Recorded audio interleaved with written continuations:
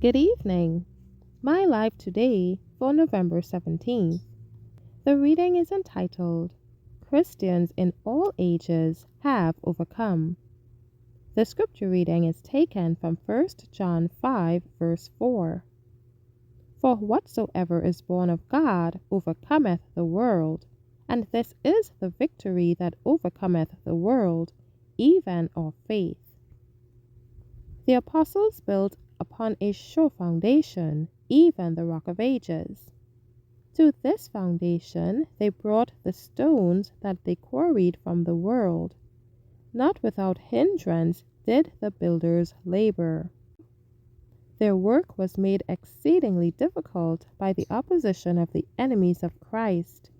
They had to contend against the bigotry, prejudice, and hatred of those who were building upon a false foundation.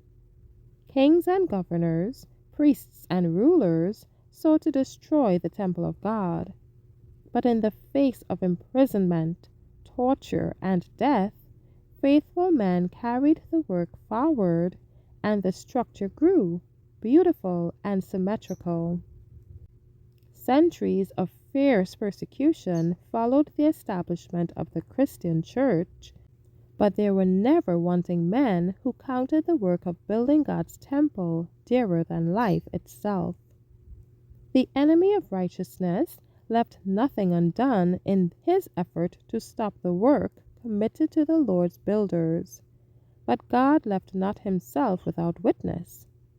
Workers were raised up who ably defended the faith once delivered to the saints. History bears record to the fortitude and heroism of these men. Like the apostles, many of them fell at their post, but the building of the temple went steadily forward. The workmen were slain, but the work advanced.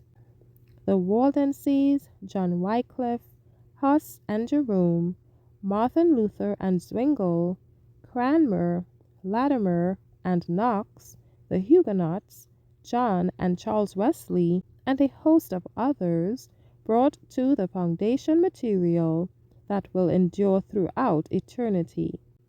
We may look back through the centuries and see the living stones of which it is composed, gleaming like jets of light through the darkness of error and superstition. Throughout eternity, these precious jewels will shine with increasing luster, testifying to the power of the truth of God. Thank you for listening.